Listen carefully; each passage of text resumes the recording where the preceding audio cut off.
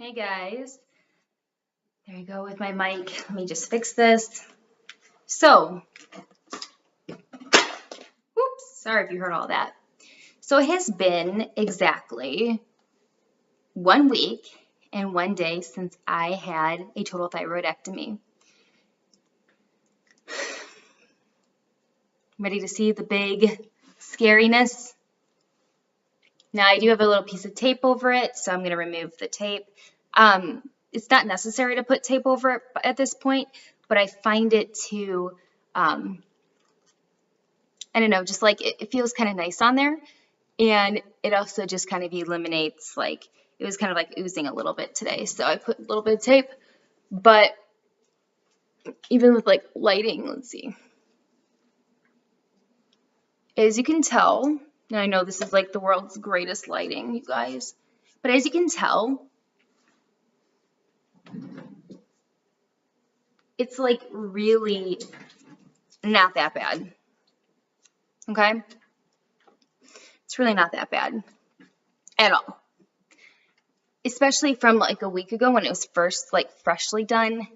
It definitely, I was like, ooh, ain't nothing, you're not coming back from that, okay? Like it looked kind of nasty a week ago. But 1 week, 1 day later, I can't really complain. And it's so low too that a lot of my shirts like actually cover it naturally. So yeah, that's it.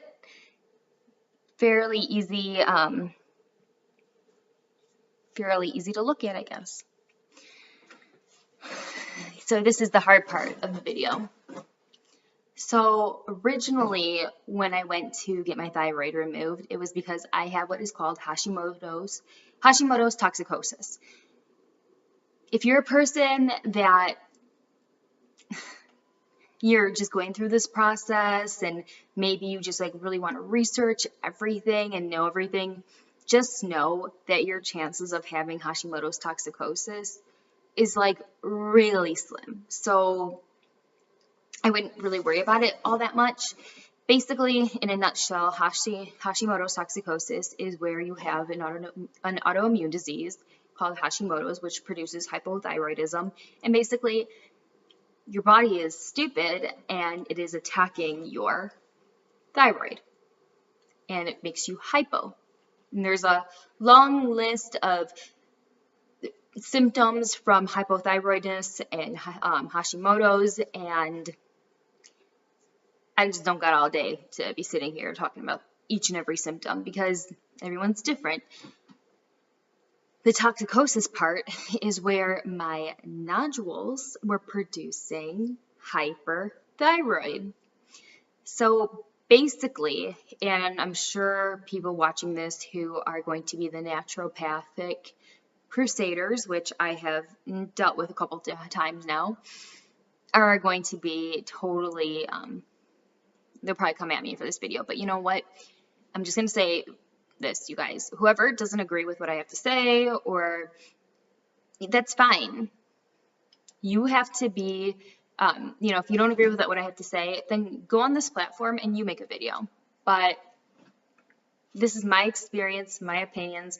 I'm not a doctor, and I'm just trying to help out the next girl who is searching the internet like I was back in June at all the probabilities and possibilities and trying to make sense of this rather complicated, complex situation, which we found ourselves to be in, okay? So let's all be friends. Anyway, my nodules were producing the hyperthyroidism, and with me, it just so happened that I had a lot more characteristics of being hyperthyroid. And that's kind of originally like what I thought I had. I thought I had Graves' disease, and then when it came back Hashimoto's, I was like, what? Like, no, I'm like losing weight. My heart skips beats. Like, just all my symptoms were more hyper. And then basically, with a thyroid uptake scan, having a thyroid ultrasound, in being able, and I had a thyroid ultrasound back in 2013. This is now 18 because I thought I had thyroid issues back in 2013. Turns out it was just not my time. Basically, the disease wasn't prevalent yet where the blood tests could pick it up. So I wouldn't go as far as to say I was misdiagnosed, because how can you diagnose something when there's no concrete evidence to support that you have that thing going on? I think I did everything I was supposed to do back in 2013, and I think my doctors did everything that they were supposed to do, and basically, just be one day at a time, and you solve things as they come up. So anyway, I've made lots of different videos and told this story countless times now, but where was I going with this? So I was told that once you're hyperthyroid, there's really not much you can do, and your thyroid is not working anymore. It's not good to skip your heartbeat. That's like heartbeats that like flutter and like skip beats and stuff. Like, that's not good. And basically your body is on high all the time, and that is not a good thing to be on. So I had to I really had no choice but to either remove my thyroid or undergo radioactive iodine radiation. Well, my doctor pretty much right away, and mind you, I was dealing with doctor's appointments and tests and scans, and it took a long time. It took because I'm also busy. I don't just have all day to go into this appointment, that appointment. I'm, a busy woman, just like, probably anybody else. So this took from June until about end of August to really understand what was going on. And then it took until the end of October to finally remove the thyroid. So with that being said, the reason why I didn't choose radioactive iodine right away is because they said that there's like a 50-50 chance that it's cancer, and if it's not cancer, then you don't even need radiation. And the other thing is like I had a pretty big thyroid, so my neck was kind of like fat, and I had nodules. And the problem with radiation alone is it doesn't really shrink your neck. It doesn't shrink the nodules, and it doesn't really shrink the thyroid. So I would still have a hard time swallowing and drinking water and everything else if I just went ahead and did radiation without the surgery. Now, surgery, I'm not going to lie, anything neck up is extremely intimate and is personal. Like, if I was getting an operation on my stomach or my leg or even my arm, I don't think it's as scary. But when you start like talking about Marie Antoinetting people, well, then all of a sudden it becomes a little bit more scary and a little bit more real, and like you have to, it's not a very comfortable surgery to have. And, I worried about the pain. I worried about, man, we use our necks for so much that I was really worried about how that was going to affect me. So, but after talking with my husband and really thinking about it, I decided let's just go ahead and do the surgery. And so, like I said, 1 week ago in one day, exactly, I had my entire thyroid removed. And that it went pretty well. And you know what, I'll make a video later on just talking about the surgery itself and what I wish I would have done differently, and just some tips for you if you have to have your thyroid removed. Give me a thumbs up if you want me to do that video. So a thumbs up, like a like on my video if you want me to be real and talk about all the stuff that other people don't necessarily talk about, like shitting and catheters and the chest, oh my gosh, the chest port. Okay, I'll tell you everything. I have no shame, no shame. So I get my thyroid removed, and I wanted to know right away if it was cancer. They told me that the pathology report would probably take anywhere like a week or so. I had a bad reaction to morphine. I didn't know I was allergic to it, and I was on a lot of controlled substances, and it made me really, really sick. So it made everything for me like a lot worse, and so I thought I needed more pain medication and stuff. So the next day, like I stayed 2 nights in the hospital, which is not common. Usually you go home after one overnight stay, but because I had an allergic reaction and stuff, it was just a little bit different. But so when I came home, I went in on Monday and I came home on Halloween 2018, which is a Wednesday.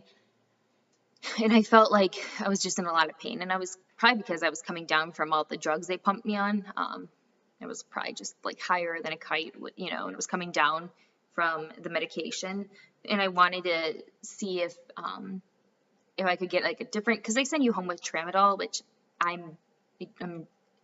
can't handle tramadol. It makes me very sick. It makes me instantly just vomit. So I wanted to ask my surgeon, because he was the one I was told to go and talk to about medication. So I wanted to ask my surgeon about a different like drug to take instead of the tramadol. And he actually said, you know what, come into my office around 3:15 and we'll talk about it. Well, 3:15 is a long time away when it's like 4 a.m. and you're like, or, you know, not 4 a.m., but I was up at 4 a.m. with pain. But, you know, waiting until 3:15 from the time I woke up is a long time.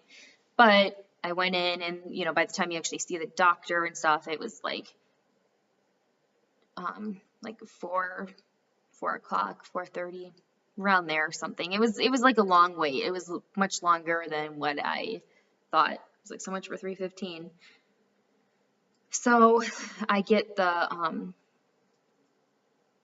news that he said that he had found some cancer cells.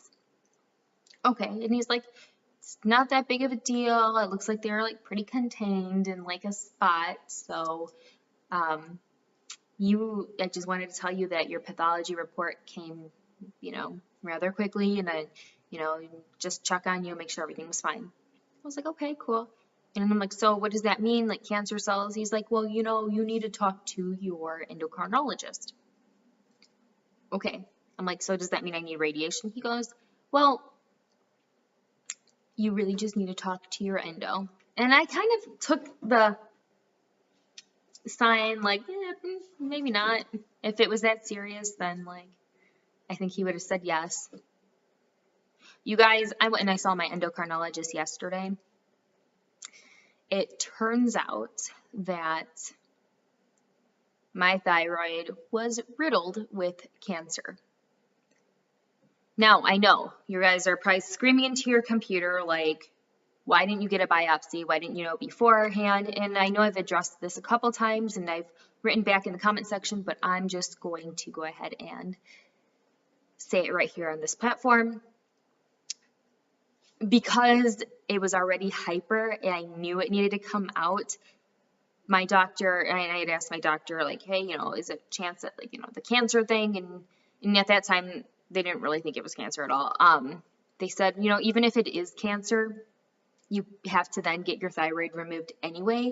So if you're choosing to remove your thyroid, we'll biopsy it then. Why stick another needle in your neck when you are so hyperthyroid and you have to remove it anyway?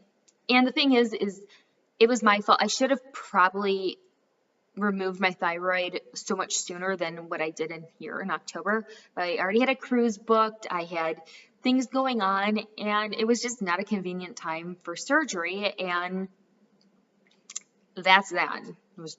Surgery is never really convenient, but it really just wasn't convenient at that time.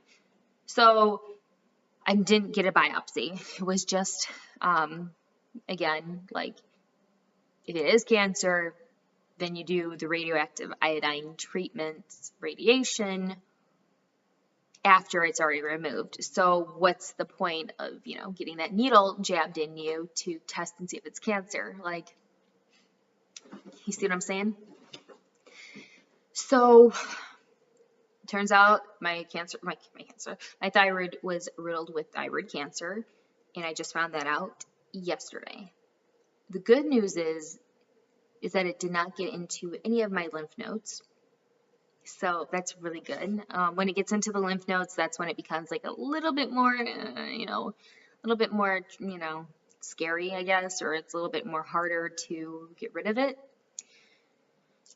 So now I have to go next week sometime and get my labs drawn to make sure that all the thyroid hormones are gone. And then within like 2 or 3 weeks from like next week or this week, I don't know, like within the next couple weeks, then I'll be doing the radioactive iodine treatment. And basically it's like solitary confinement. They make you take a pill and you just kind of wait it out. And I'll make updates, of course, as I go along. And I'll be better about it. There's just been a lot going on too. So if you guys are wondering, like, my thoughts right now is honestly, there's nothing I could do about it. There's no point of me trying to think about all the things that maybe I could have done differently and punishing myself for something that honestly I have no control over. What's the point? I choose to live every day by one day at a time. Don't get me wrong. I understand what I'm getting myself into, and I like to see the full picture. But it'd be ridiculous for me to like think of the ultimate worst possible case scenario, and whatever's gonna happen is gonna happen, and I think I made the best possible choice for me and my body, the best possible choice for me and my husband, and I'm ready to be done with this chapter of my life. But unfortunately, when it comes to thyroid problems, it's always going to be somewhere in those pages. So you guys, I'll make an update tomorrow and tell you guys a little bit more. And I hope everyone, just stay positive. Bye.